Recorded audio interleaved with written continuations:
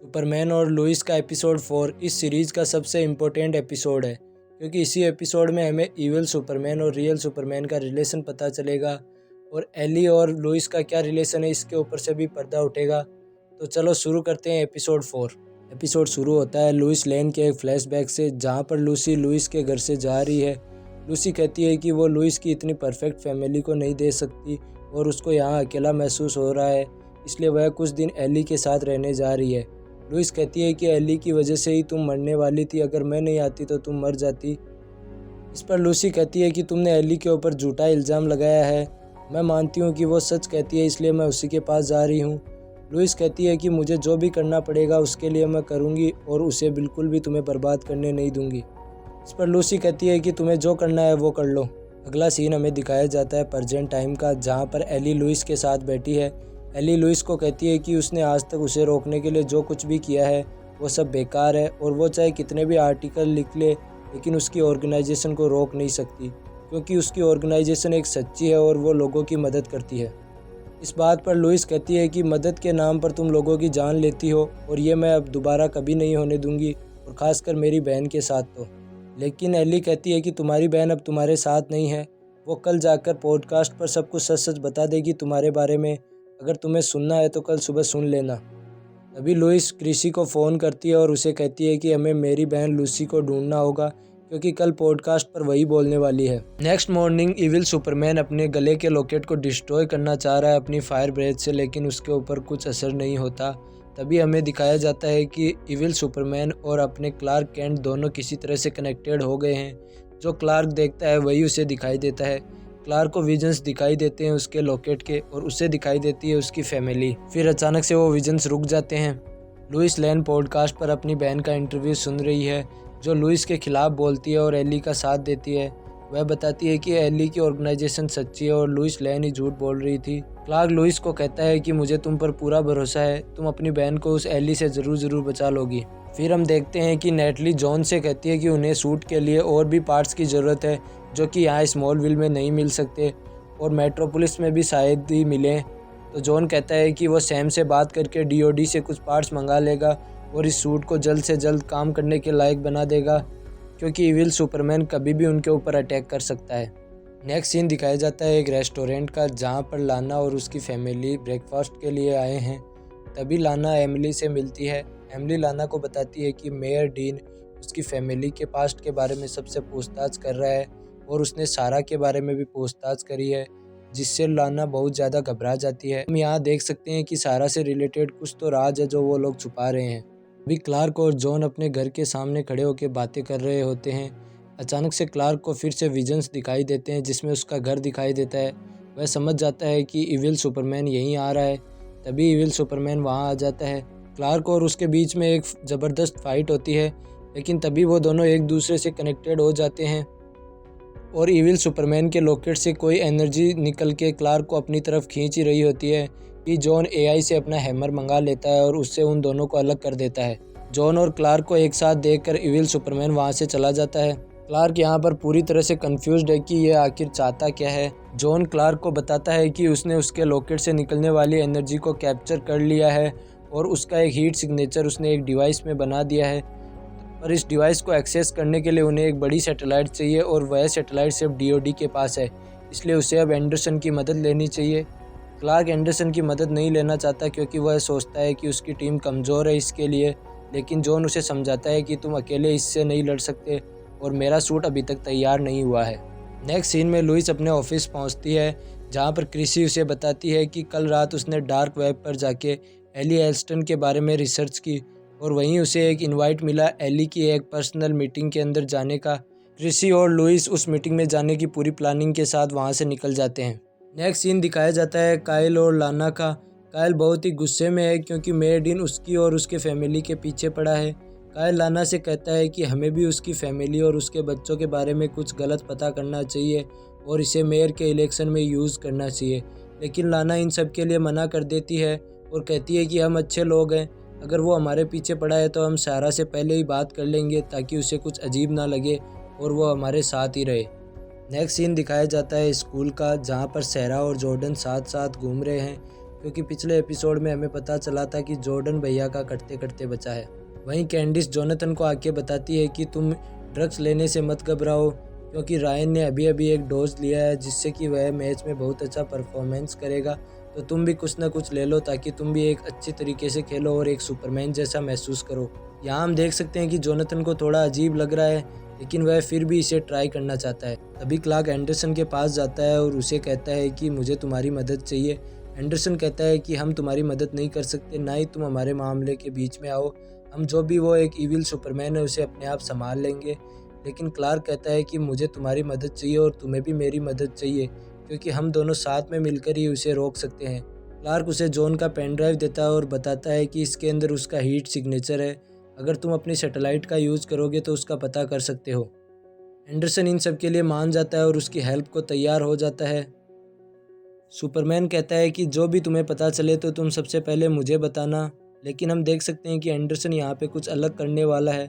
Next scene दिखाया जाता है एक शॉप का, जहाँ पर जॉर्डन और सेरा कुछ खरीद रहे हैं। तभी जॉर्डन अपनी सुपर ईयरिंग से दो लड़कों को बात करते हुए सुनता है जो कि वहाँ चोरी करने वाले थे। तभी जॉर्डन अपनी फ्रीज ब्रीथ का यूज़ करके उन्हें वहाँ पर फिसला देता है और वो दोनों चोर भाग जाते हैं। लेकिन शॉप की ओनर उन्हें कहती है कि उन्हें टेंशन लेने की बिल्कुल भी ज़रूरत नहीं है, क्योंकि पूरी दुकान में सीसीटीवी कैमरे लगे हैं। जिसके बाद जॉर्डन घबरा जाता है, क्योंकि उसकी सुपर पावर्स कैमरे के अंदर साफ साफ दिख जाएंगी और सबको पता चल जाएगा। घबराहट में वो सैम को कॉल करके सब कुछ बता देता है। सैम उसे वापस कॉल करके कहता है कि तुम पागल हो जो एक शॉप के अंदर अपनी सुपर पावर्स यूज़ कर रहे थे। तुम एक अच्छा काम कर रहे थे, लेकिन तुम्हें अपने चारों तरफ देखना चाहिए कि कौन सी जगह सुपर पावर यूज़ करने के लिए सही है और कौन सी नहीं। सैम उसको बताता है कि उसने फुटेज को हटा दिया है जिसके अंदर उसने अपनी सुपर पावर यूज़ की, जिससे जॉर्डन को थोड़ी रिलीफ महसूस होती है। फिर हम स्कूल में देखते हैं कि अमेरिकन फ़ुटबॉल चल रहा है, जिसके अंदर रायन बहुत ही अच्छा परफॉर्म कर रहा है। इन सब को देखकर जोनाथन भी पावर्स लेने की सोचता है और वो जाके एक्स क्रिप्टोनाइट को इनहेल करता है, जिससे उसके अंदर भी एक तरह की पावर आ जाती है। पर उसकी पावर है कि वो दूर का कुछ भी देख सकता है, यानी उसके अंदर सुपरमैन की सुपर विजन्स आ गई है। वो कोच से आके कहता है कि रायन आजकल बहुत अच्छा खेल रहा है, इसलिए वो रायन के साथ एक 1-to-1 मैच करना चाहता है। कोच इसके लिए एग्री हो जाता है और उन दोनों को फील्ड के ऊपर भेजता है।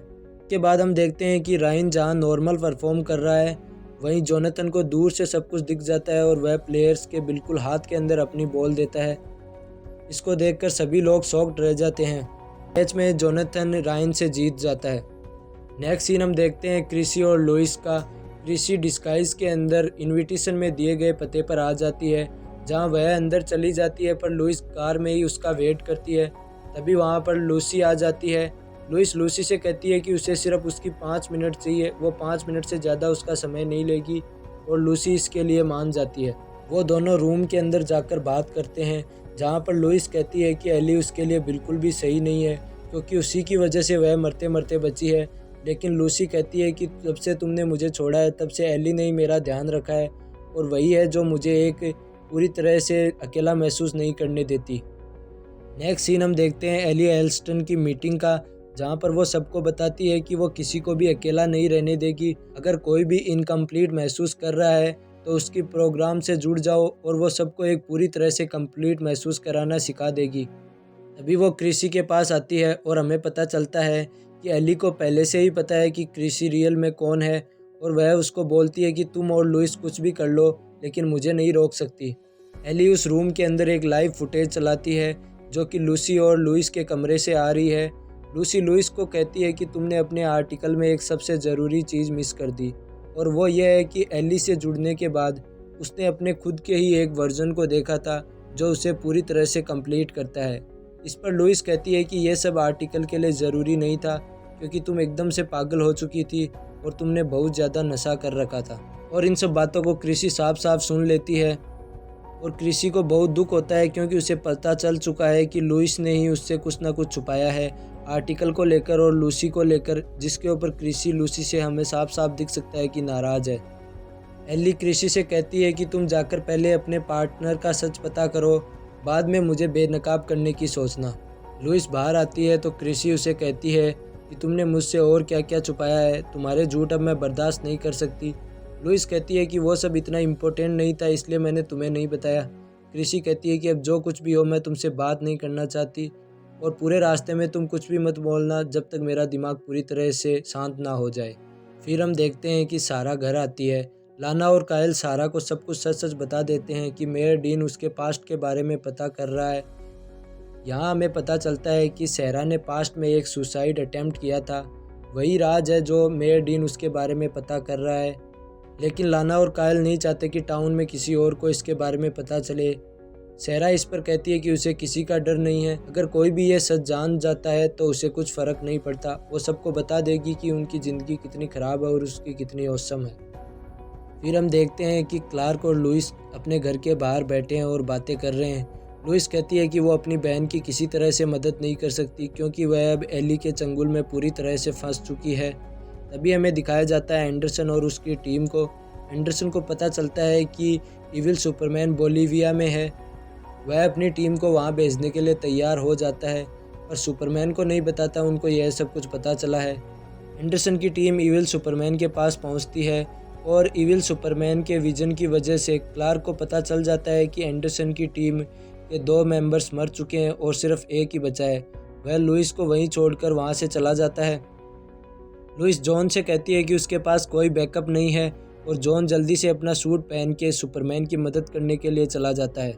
इविल सुपरमैन टेड को मारने ही वाला होता है कि वहाँ क्लार्क पहुँच जाता है। वह टेड से कहता है कि तुम जल्दी से जल्दी यहाँ से चले जाओ। टेड इविल सुपरमैन का लॉकेट लेके वहाँ से चला जाता है। इविल सुपरमैन और क्लार्क के बीच में एक ज़बरदस्त फाइट होती है, पर इविल सुपरमैन क्लार्क को नीचे गिरा के उसे ज़ोर ज़ोर से मारने लग जाता है।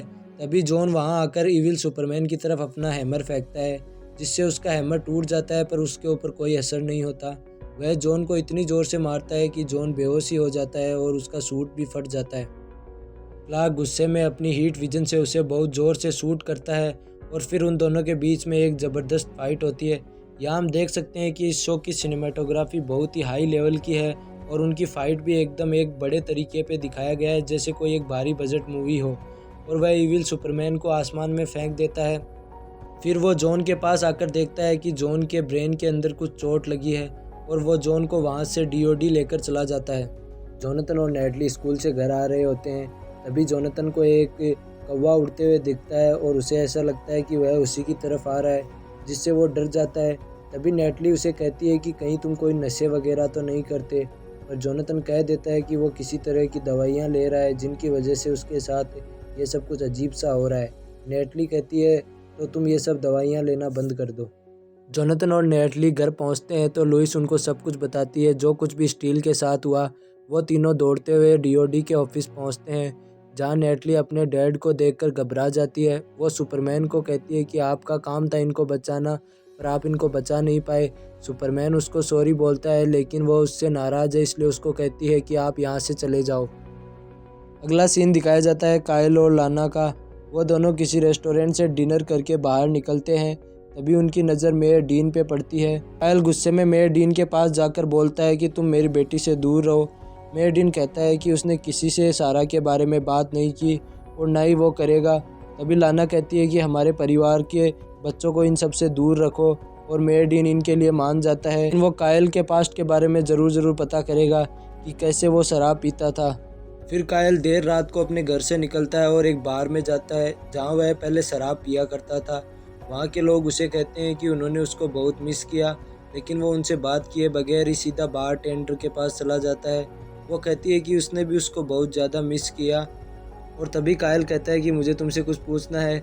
यहाँ हम समझ सकते हैं कि कायल यह जानना चाहता है कि मेयर डीन ने उसके बारे में उनसे क्या क्या पता किया है। फिर क्लार्क और लुइस घर पहुँचते हैं और वो सबको जॉन की कंडीशन बताते हैं।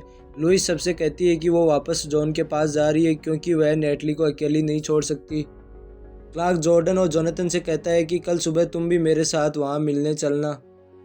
फिर हम देखते हैं कि सैम वहाँ से जा ही रहा होता है, लेकिन जॉर्डन सैम के पास आता है और कहता है कि आज जो कुछ भी हुआ इसके बाद मुझे लगता है कि आपको मुझे भी ट्रेनिंग देनी चाहिए, क्योंकि मैं क्लार्क की मदद करना चाहता हूँ और हो सकता है कि इविल सुपरमैन हम पे दोबारा अटैक करे, इसलिए हमें तैयार रहना चाहिए। सैम इन सब के लिए मान जाता है और उसे कहता है कि ये सब सिर्फ हमारे बीच ही रहना चाहिए, कुछ ही दिनों में हम तुम्हारी ट्रेनिंग शुरू कर देंगे।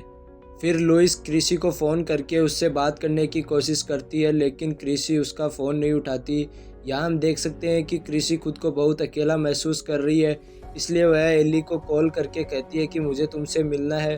अब हम देख सकते हैं कि क्रिसी भी एली की साइड जाती हुई दिखाई दे रही है और ये सब लुइस के लिए बिल्कुल भी अच्छा नहीं है। और यहीं पर एंड हो जाता है एपिसोड 4। एपिसोड 5 का प्रोमो आ चुका है और उसके अंदर दिखाया गया है कि किसी न किसी की डेथ हुई है। तो एपिसोड 5 23 फरवरी को आएगा और आते ही हम उसका पूरा एक एक्सप्लेन वीडियो डाल देंगे। तो चैनल को सब्सक्राइब करना मत भूलना और बेल आइकन को प्रेस कर देना। तो आज के लिए इतना ही। बाकी के एपिसोड का लिंक डिस्क्रिप्शन में है, तो उनको भी चेकआउट कर लेना। चैनल को सब्सक्राइब और शेयर करना मत भूलना। बस आपका सपोर्ट चाहिए, हम ऐसी ही सीरीज़ और वेब सीरीज़ के ऊपर एपिसोड लाते रहेंगे। रेस्ड बाय वुल्व्स की भी पूरी सीरीज़ का एक्सप्लेनेशन वीडियो जल्दी अपलोड होने वाला है, तो मेक श्योर कि आप चैनल को सब्सक्राइब करें और वीडियो को लाइक करें। Thank you.